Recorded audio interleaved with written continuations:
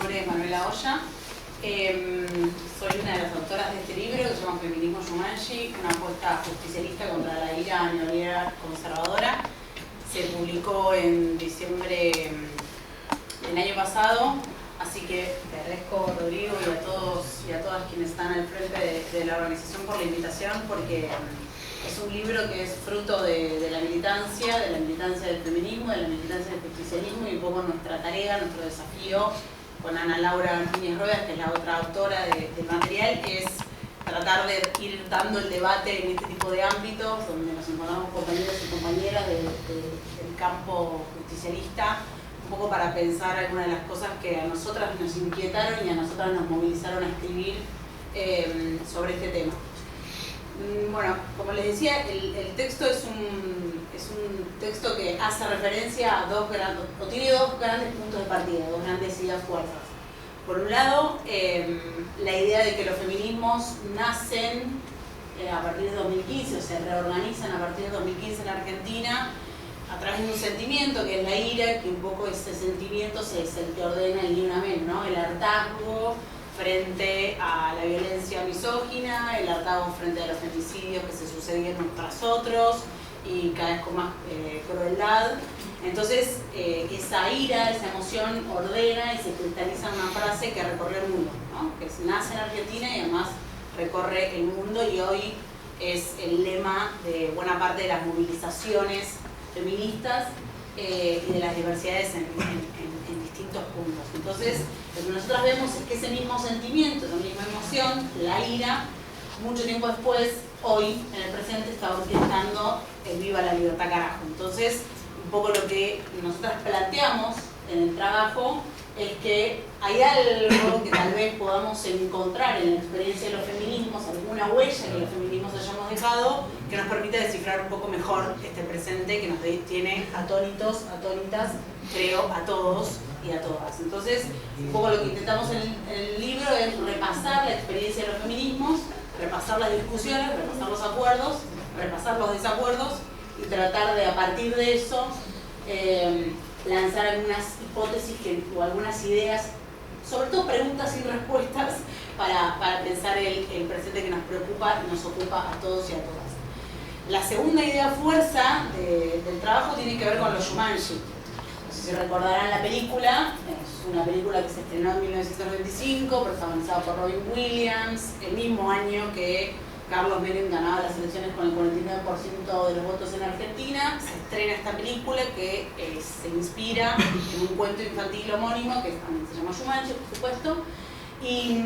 esa categoría nosotros lo utilizamos para describir un poco el presente. Nosotros hablamos de que vivimos en una época Jumanji que, como en la película,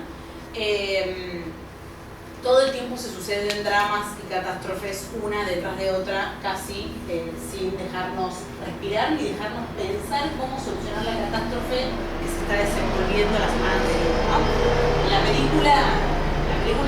relata la historia de unos niñitos y unas niñitas que encuentran un juego medio de casualidad. Ese juego es muy atrapante. Antes de leer las instrucciones tiran los dados, y una vez que tiraron los dados, la partida se inició y no se puede terminar hasta que uno de los jugadores, de las jugadoras, termine llegue hasta el final del recorrido, ¿no? Todos tienen que permanecer juntos, nadie se puede ir, todos tienen que quedarse en la mesa, el partido, si no, no se termina. Y ronda a ronda lo que ocurre es que salen dramas, flagelos y desaventuras cada vez peores, ¿no? Primero una invasión de arañas venenosa, después una invasión de mosquitos, después una invasión con cocodrilos, finalmente un cazador que quiere matar a uno de los personajes, un león en la cocina, monos, ¿no? Una tropilla de rinocerontes y elefantes, una enredadera feroz que tapiza toda la casa, y así sucesivamente. Y los jugadores y las jugadoras tratan de resolver esos dramas con lo cotidiano. Una sartén para matar mosquito, una mesa que resulta ser una balsa para sobrevivir a la inundación. Con lo doméstico afrontan esas crisis de manera colectiva, ¿no? Siendo creativas con lo doméstico, afrontan esas crisis, esos flagelos, esos dramas. Entonces un poco lo que nosotros vemos es que efectivamente algo de esto está pasando en el presente. Salimos de la crisis del COVID, ingresamos en la sequía, de ahí en otra guerra que nos impone una restricción, de ahí viene el dengue, después del dengue una guerra en Medio Oriente y así sucesivamente, casi sin poder reflexionar acerca de qué hacer con estos temas. Y creemos fervientemente de que para poder resolver estos temas hay que volver a permanecer unidos para que pueda terminarse la partida y que debemos desafiar nuestra creatividad para poder resolver esos males y esas catástrofes. Entonces, con esas dos ideas fuerzas, lo que hacemos en el trabajo, como les decía al principio, es repasar 4 discusiones que nosotros creemos que están atravesando a los feminismos, pero también atraviesan al justicialismo, porque nosotros hablamos de un feminismo justicialista, de hecho nos reconocemos primero justicialistas y después feminismos feministas, y el feminismo lo leemos desde ese lugar, es el feminismo como en tercera posición, ni liberal, ni progresista, justicialista. Y creemos que hay 4 debates que todavía nos debemos, que todavía hay que dar, que son 4 controversias difíciles que nos hermanan a todos, a todas, a todes por igual,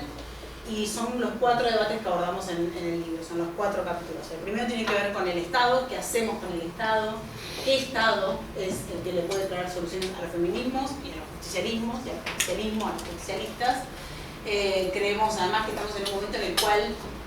Milei nos va a dejar un Estado muy diferente al que dejamos nosotros y nosotras en el 2023. Va a ser un Estado completamente maniatado, desertor de los asuntos fundamentales, que ha abandonado la búsqueda de la justicia social. Creemos que nos vamos a encontrar con un Estado que va a estar vacío y que va a haber dejado de funcionar como esa herramienta que imparte justicia. Va a dejar de ser esa herramienta que existe para estar al servicio del otro, que es una herramienta profundamente justicialista. Entonces creemos que hay que pensar de nuevo qué Estado queremos y pensar que no todos los Estados responden por igual a nuestros objetivos de la redistribución de la riqueza y de la justicia social, que son nuestros nortes como peronistas. El segundo capítulo aborda el problema o la discusión sobre la reforma judicial, que es otro tema que tenemos, que compartimos más allá de la frontera de género.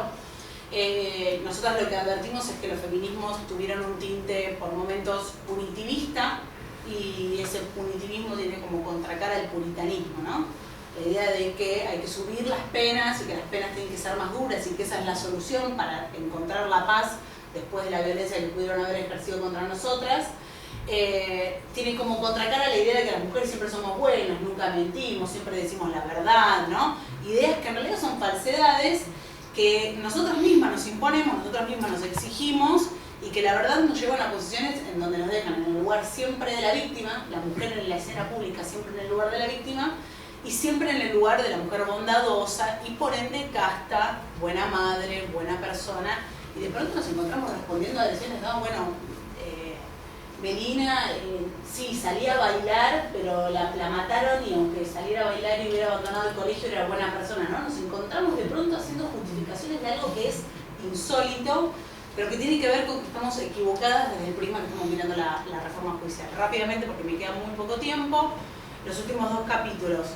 El tercero aborda el problema o la discusión sobre la prostitución, el trabajo sexual, el sexo comercial. Nosotros lo que advertimos es que los feminismos tenemos una gran discusión y que el Estado justicialista la ha pifiado siempre que abordó este tema. Siempre la hemos pifiado desde el Estado abordando este tema. Hay 2 grandes posiciones, a grandes rasgos, son los que quieren abolir el trabajo sexual y quienes creen que hay que regularlo, abolicionistas y regulacionistas.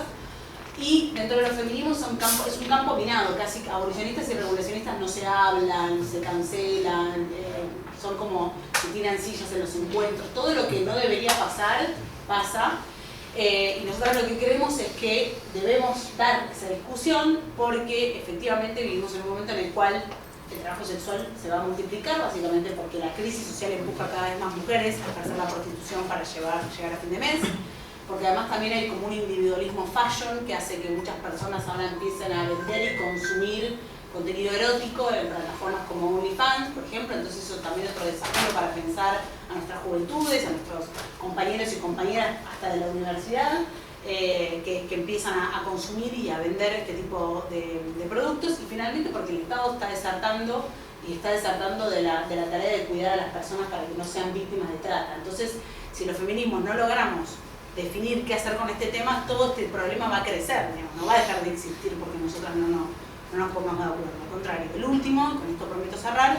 es un capítulo en el que abordamos el poder y la política, porque históricamente los feminismos hemos tenido una relación tensa con el poder y la política, esta idea de que el poder es masculino, que el poder es varón, que la política es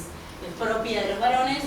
y creemos que ahí hay como dos grandes situaciones. Una efectiva socialización masculina de la política, en donde hasta los términos con los cuales hablamos muchas veces son masculinos, de medírsela, de cómo la tengo, de poronguear, ¿no?, del jefe, todas categorías masculinizantes del ejercicio y la práctica política que creo que todos tenemos que repensar, los momentos en los cuales nos encontramos, los horarios, ¿no? Muchas veces los varones no son quienes tienen la responsabilidad de cuidar a otra persona en su casa, sea un hijo, una hija, un pariente o un familiar enfermo, entonces a veces hay determinados horarios de reuniones que imposibilitan que las mujeres también nos incorporemos a ese sistema,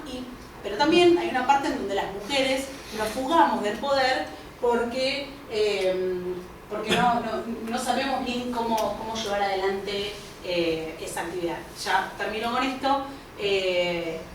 La conclusión, uno de los intentos de conclusión del texto tiene que ver con dar un salto político, y ese salto político tiene que ver con que los feminismos podamos pensar más allá de las fronteras del género, más allá de las fronteras violetas del pelotero de género, y poder pensar un programa común que creo que hoy los feminismos estamos haciendo. Creo que hoy los feminismos hablamos de deuda, hablamos de alquileres, hablamos de los problemas económicos, y me parece que esa es la tarea de seguir convidando a la discusión para pensar un programa de verdad entre todos y todas, sentarnos a la mesa y que efectivamente con ese programa se diluyan los males, las catástrofes y aparezca Jumanji en el centro de todo.